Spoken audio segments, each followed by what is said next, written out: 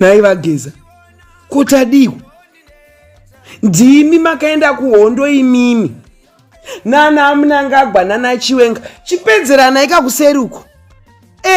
Nekuti varume vakuru mukashaya unhu pakazara vana isusu Munoshaya Chiremera. Mazvinzwa? Makungoti rapacha ropo. Takarwa hondo. Chino mahovho takadzingwa. Kwesi tiri kupinda papi?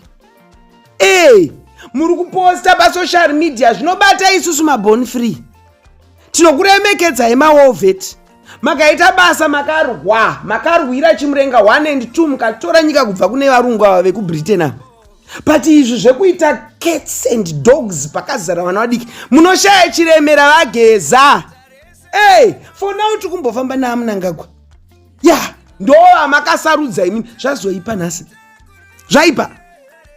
Havaziro vamakasarudza here imi semusangano weZANU-PF. Vakasarudzwa naMnangagwa. Hatidi kuti mungoita cats and fight emanga makuda kuita senge zvinoita pati yaChamisa. Kungorwira ukuru hwemanga kungoti chino akunofoma yakunzi MDC chino yakunzi MDC Alliance yakunzi yellow ndo zvamakuda kuita ZANU-PF. Amusadaro.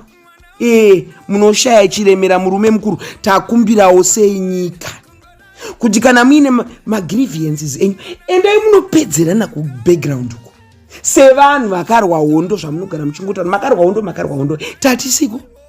Asi we honor you. Zvino makazoti vakarwa hondo vacho vakupatsanurana. Tosapota upi? Toziya kuti ini ndimakabata pfuti yakapfura varungu vakawanda here kana kuti vaMnangagwa ndo vakapfura varungu vakawanda. Toziya ndimi maive kuhondo. So sezvo imi maive kuhondo naMnangagwa everybody wamine magrievance now Pedzerenai Kuseri ikoko. Isu we just want a unified party yekuti tisupport. For now tiri kufamba na President Mnangagwa. Zvamakuda kuti itira izvika izvi Munoshaya Chiremera murume mukuru mabopoto kuseri uku background Pedzerenai ikoko kwete pamberi pedu hatizvizivi tatisiko isu. Jehovah.